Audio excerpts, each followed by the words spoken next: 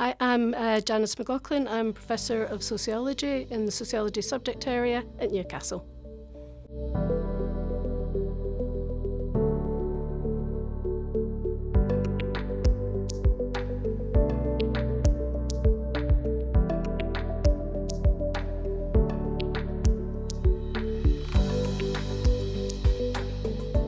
So my word for failure would be undermining. And I selected that word because is that immediate reaction you have after a negative outcome. And I'm mostly thinking about funding applications here when you get that rejection, because you put so much work into it. The vast majority of academics, when they submit bids, they think they've done absolutely everything they can. Nobody puts in a half-hearted bid. So you've worked so hard, so to then get that rejection can feel pretty gutting. The most memorable one was a research bid myself and a colleague put into the Economic and Social Research Council, which is a great funder to get, but also highly competitive. Going in that there's a risk that you'll get the answer no, but we'd put, again, a huge amount of work into it. Really wanted to work with this colleague. It was a great idea. We thought we'd covered all the bases. It was also building on a research project we had ongoing. So it was about carrying on this work and carrying on with the same research participants. So it was one that we had invested a huge amount in. So to get the no was quite difficult. But we put it away for a while. We knew that there was something there that we wanted to do. Different things got in the way, but eventually 10 years later we're doing the project. We have the funding, we're working with different colleagues, and it's going really well. Mostly talking to colleagues, to be honest, of looking at the reviewers' comments and thinking, were they fair?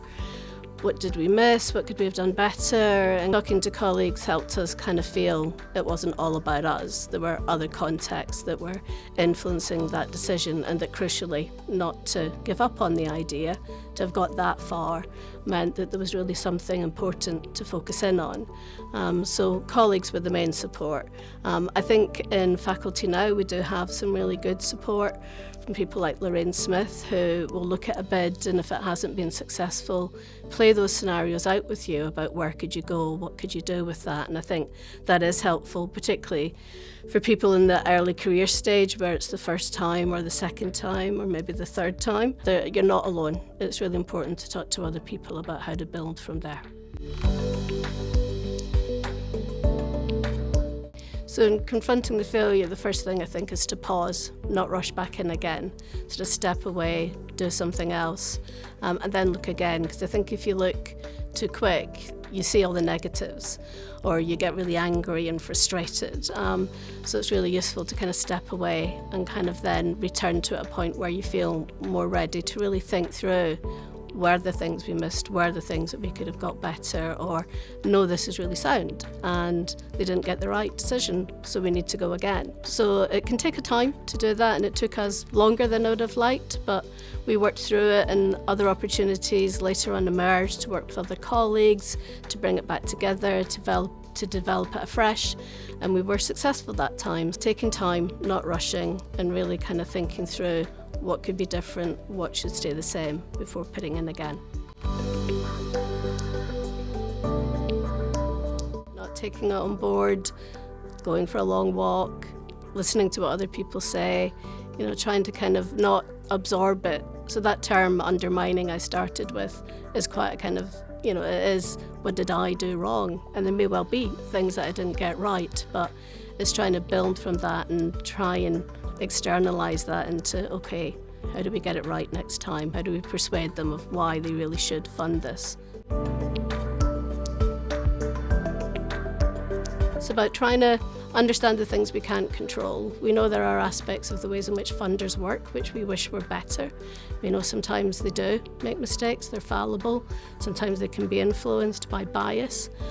So we have to acknowledge those external contexts exist, but then try to work collectively with other people to make the best opportunities we can to get that bid as strong as possible, as successful as possible. but move on when it's not successful and not try and take it to heart. There's a lot of things around us that can make it feel quite an individualistic process, and it's finding the right colleagues around you and the right support mechanisms so that you can go through that and not take it on board as much as you might. One area that's an example of a success that came from failure is a research article that was working with a colleague, which again we'd put a lot of thought and effort into and had identified what we thought was the right journal, and we submitted it and got really scathing reviews, really awful reviews. And at first it was, no, we're just going to leave it, let's let it go. But we decided, no, again, there's something there that's actually really valuable. And we started working on it to go for another journal, which was actually a higher status journal. And after several review processes, it was successful. So it kind of reminded us to, sometimes maybe the journal's not the right journal, or you haven't got it right for that journal. Dust it off, try again, not be taken in by their judgment, and keep going at it.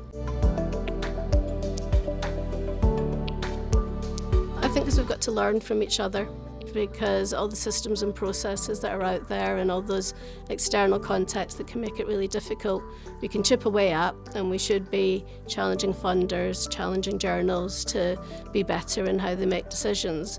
But in the meantime, we've also got to support each other as we kind of go through what are pretty imperfect systems.